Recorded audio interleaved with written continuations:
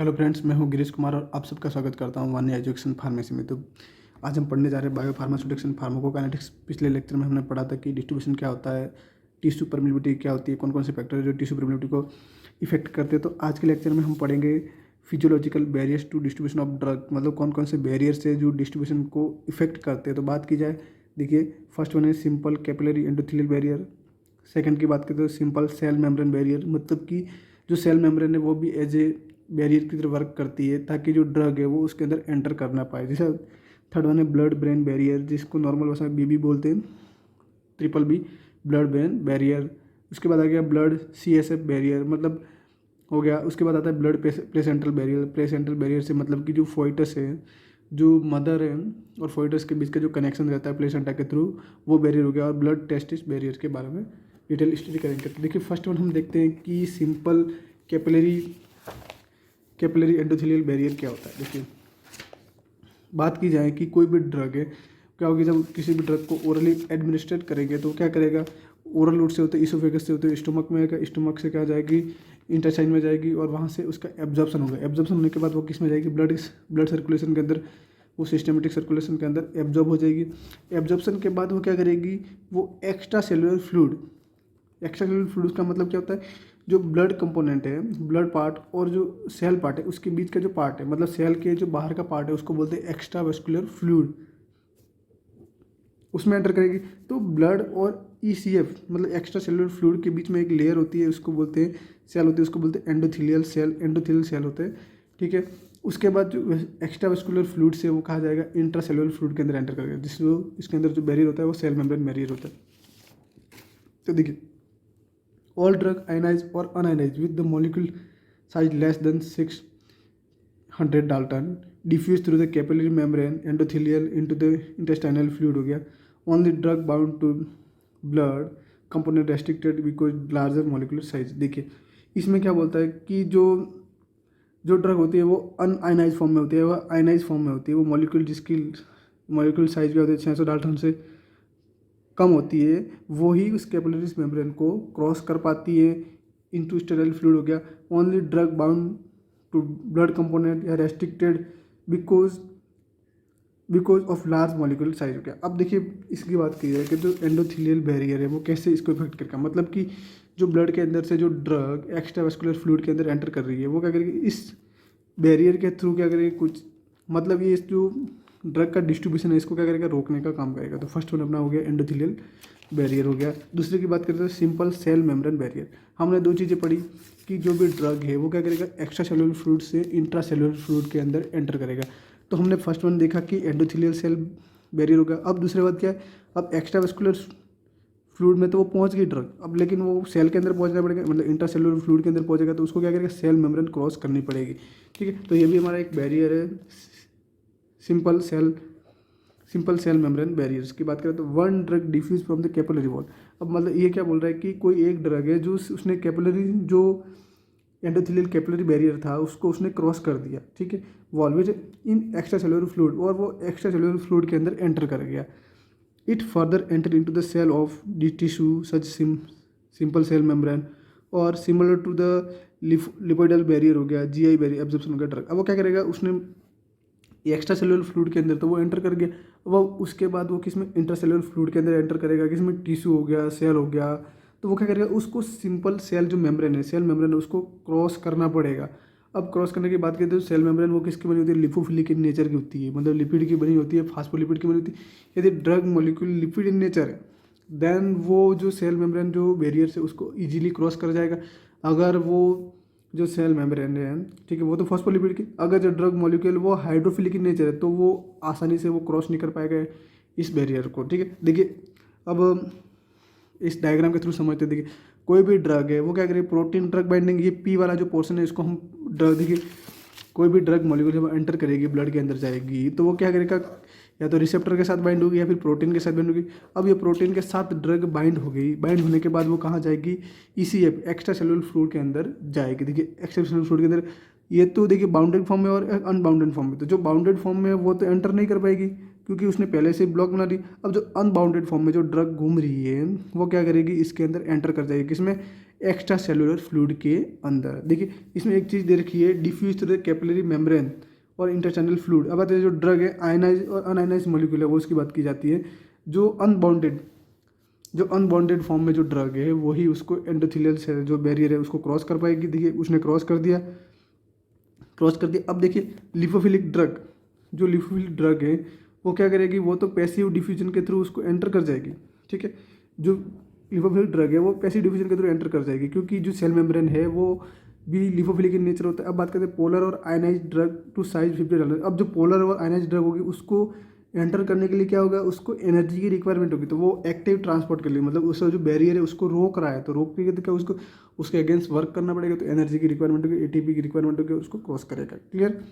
अब देखते हैं हमारा जो नेक्स्ट है, हमने देखा फर्स्ट वन देखा simple capillary endothelial barrier, simple cell membrane barrier. अब दूसरा बात है ब्लड चेन बैरियर। अब देखिए जो भी ड्रग है वो किस में आएगी, जो एब्जॉर्प्शन होने के बाद ड्रग किस में आएगी, ब्लड के। अब बात की जाए ब्लड कंपोनेंट के अंदर आएगी। अब देखिए the chain, blood chain barrier की बात करें, the chain capillary consist of endothelial cell, endothelial cells की बनी होती है capillary, which are the joint to one another by the continuously tightly intravascular junction capillaries what is called the blood chain barrier. बात करते हैं कि बहुत सारी जो कैपिलरी होगी, देखिए एक चीज़ है brain capillary, brain capillary consist of the endothelial, जो भी ब्रेन कैपिलरी है वो एंडोथेलियल सेल से मिलकर बनी होती है और वो एक दूसरे से ज्वाइंट होकर, देखिए joint to one and another by continuously tight intervascular junction, मतलब एक और एक दूसरे से इंटरवेस्कुलर जंक्शन के थ्रू वो क्या होती है, कंटिन्यूसली बाइंड हो जाती है और उसको बोलते हैं ब्लड ब्रेन बैरियर बोलते हैं। ठीक है, अब बात करते हैं, देखिए कंटेंट स्पेशली सेल हो गया, एक तो पैरासाइट सेल हो गया और एक एस्ट्रोसाइट सेल हो गया। फॉर्म में सॉलिड इन्वेलॉप, मतलब जो ब्रेन बैरियर है उसमें दो प्रकार की सेल पाई जाती है, वो क्या करते हैं सॉलिड इन्वेलॉप, मतलब उसका जो ऊपर का जो कवर है ब्लड ब्रेन बैरियर के ऊपर का जो कवर है वो कहते हैं सॉलिड फॉर्म में होता है अराउंड द ब्रेन कैपिलरी, मतलब ब्रेन कैपिलरी उसके ऊपर जो कवर है वो क्या होता है सॉलिड फॉर्म में, उसको बोलते हैं ब्लड ब्रेन बैरियर, क्योंकि सॉलिड फॉर्म में मतलब ड्रग आसानी से उसको क्रॉस नहीं कर पाएगी। As a result intravascular passage is blocked. सीधी सी बात है। अब देखिए बात करें जो ब्लड की ब्रेन जो कैपिलरी है वो एंडोथेलियल सेल से बनी होती है और बहुत सारी एंडोथेलियल सेल्स है वो क्या करेगी आपस में एक दूसरे से कनेक्ट होकर वन एंड अनदर, ठीक है, वन एंड अनदर आपस में कनेक्ट होकर एक क्या करेगी, एक लेयर बना लेगी। ठीक है, इसने बनाया कि another by the continuously intervascular junction, मतलब आपस में एक जंक्शन के थ्रू टाइटली बाउंड होकर एक लेयर बना देगी और जो लेयर है वो दो सेल से बनी होती है, एक तो पैरासाइट सेल हो गया और एस्ट्रोसाइटिक सेल, और ये दोनों सेल मिला के क्या है जो बाहर का जो इन्वेलॉप है वो कहते हैं सॉलिड फॉर्म में उसको बना लेते हैं, मतलब जो इसका वो कवरिंग है, जैसे कि ये ब्रेन सेल होगी तो उसकी जो कवरिंग है उसका जो इन्वेलॉप है उसको हार्ड फॉर्म में कन्वर्ट कर देते हैं। ठीक है, सॉलिड फॉर्म में कन्वर्ट कर देते हैं। इसकी result intravascular passage is block, मतलब जो इंट्रावेस्कुलर जो मतलब एक्स्ट्रावेस्कुलर से इंट्रावेस्कुलर में जो भी ड्रग एंटर कर जाती है वो क्या हो जाती है, ब्लॉक हो जाती है। देखिए एग्जाम्पल के लिए बात की जाए, ये ब्रेन हो गया, ये extra cellular fluid in brain हो गया, जेलर गेल हो गया। अब देखिए इसमें क्या होगा, जो ब्लड है और ब्लड है ये ब्रेन हो गया।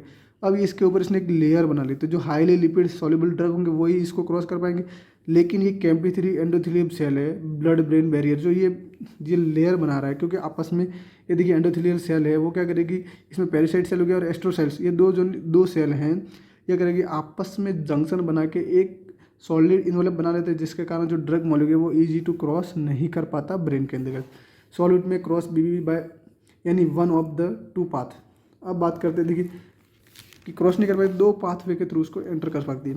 Passive diffusion through the lipoidal barrier हो गया, रेस्ट्रिक्टेड टू स्मॉल मॉलिक्यूल्स हो गया, स्मॉल मॉलिक्यूल्स 700 डाल्टन से कम के, having high oil and water partition coefficient हो गया, एक्टिव ट्रांसपोर्ट के थ्रू गया, essential nutrients like sugar ammonia acid हो गया। अब बात करते हैं ब्लड सेरिब्रो स्पाइनल फ्लूइड। अब देखिए सेरिब्रो स्पाइनल फ्लूइड कहाँ प्रेजेंट होता है, ब्रेन के अंदर। ठीक है, ब्लड सेरिब्रो स्पाइनल फ्लूइड की बात करें, द सेरिब्रो स्पाइनल फ्लूइड मतलब SF mainly form by the choroid plexus, मतलब ये कोरोटॉइड प्लेक्स से बंधा होता है।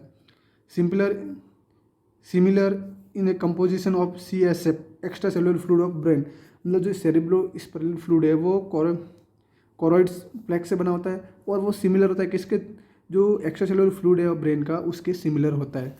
देखिए बात करें the choroidal cells are join by tightly join होता है जो होते हैं junction forming blood CSF barrier हो गया, permeation characters by similar to BBA, मतलब इसमें भी यही बात बता रहा है कि ये क्या कहता है टाइटली एक बॉन्ड हो जाते हैं, आपस में बाइंड होते हैं और एक जंक्शन का फॉर्मेशन करते हैं, जिस just like a blood brain barrier, और एक हार्ड इन्वॉल्व बना लेते हैं, जिससे ये क्या करते हैं ड्रग के जो परमिबिलिटी है उसको रोक देते हैं। अब बात करते हैं ब्लड हो गया, ये सेरेब्रो स्पाइनल फ्लूइड हो गया, ये देखिए इसमें कोरोइड फ्लैक्स बने होते हैं, ये क्या करते हैं आपस में ये जंक्शन बना लेते हैं, टाइट इंट्रावेस्कुलर जंक्शन बना लेते हैं, जिससे क्या होता है ड्रग का जो मूवमेंट है वो क्या होता है रुक जाता है। क्लियर। अब देखिए कोरोइड फ्लैक्स हो गया, ये आपस में जंक्शन बना के एक लेयर बना दी। अब क्या कहते हैं ड्रग का जो इंटर होने वाली जो ड्रग थी उसकी जो एंट्री है उसको रोक दिया गया। देखिए नेक्स्ट देखते हैं, हमने 3 चीज़ें पढ़ ली, 4 चीज़ें पढ़ ली। अब आता है ब्लड प्लेसेंटल बैरियर। अब देखिए इसमें सीधी सी बात है कि नाम से स्पष्ट हो रहा है प्लेसेंटल बैरियर। प्लेसेंटल मतलब क्या होता है, प्लेसेंटा का काम क्या होता है, वो क्या करता है फोइटस जो अपना जो अपना बेबी होता है, जो मदर के पेट में जो बेबी होता है उसको मदर से कनेक्ट रखता है, ताकि उसको न्यूट्रिएंट्स जैसे कि ये प्लेसेंटा के थ्रू जुड़ा रहता है मदर से। तो क्या करता है जो भी कोई भी न्यूट्रिएंट्स हो गया, कोई भी अलग फूड मटेरियल जो भी इसको रिक्वायरमेंट होगी ग्रोथ के लिए, तो वो सारे न्यूट्रिएंट्स किससे मिलेंगे, मदर से इसको ट्रांसफर होंगे, किसके थ्रू, प्लेसेंटा के थ्रू। तो अब प्लेसेंटा बैरियर की बात की जाए, maternal and foetal blood vessels are the separated by the foetal trophoblast हो गया, basement membrane and endothelial constitute placental barrier. अब बात करते हैं कि फोइटल सेल हो गया, फोइटल आर्टरी हो गया, और देखिए फोइटल वेन और फोइटल आर्टरी किससे कनेक्ट होते हैं, मेटरल वेन और मेटरल आर्टरी से, लेकिन इसके बीच में एक बैरियर होता है प्लेसेंटल बैरियर। किसके थ्रू कनेक्ट होता है, प्लेसेंटल बैरियर। मतलब कि कोई भी ड्रग कोई भी उसको क्रॉस करना होगा तो उसके पहले उसको प्लेसेंटा को क्रॉस करना पड़ेगा। अब बात करते हैं human placenta barrier has the means thickness of 25 microns in the early pregnancy हो गया, reduce to 2 microns at full term. अब बात करते हैं मैनी ड्रग्स जैसे जिसका मॉलिक्यूल वेट क्या होगा, लेस होता है, less than 1000 Dalton cross the brain barrier, मतलब ऐसा मॉलिक्यूल जिसका जो मॉलिक्यूल वेट है, जिसका साइज है वो 1000 डाल्टन से कम है, तो वो इजी टू क्रॉस कर जाते हैं इस बैरियर को, and moderate to high lipid solubility. अब बात करें so not a effective barrier in blood brain barrier. अब बात करते हैं blood testis barrier, last one है ब्लड टेस्टिस बैरियर की बात की जाती है। तो लोकेटेड सर्टोली सेल, जो सर्टोली सेल है वो क्या करती है आपस में सेल जंक्शन बना के उसमें भी एक बैरियर बनाते हैं, blood testis barrier restrict to passage of drug to spermatocytes and spermatids. अब क्या करते हैं ये बैरियर बना देते हैं कि और ड्रग को ट्रांसप्लांटेशन को रोक देते हैं। इसी के साथ जो आज का जो हमारा लेक्चर है फिजियोलॉजिकल बैरियर जो डिस्ट्रीब्यूशन में क्या करते हैं उसको रोकने का काम करते हैं, वो लेक्चर आज का इसी के साथ खत्म होता है। बहुत जल्दी मिलेंगे नेक्स्ट लेक्चर के अंतर्गत।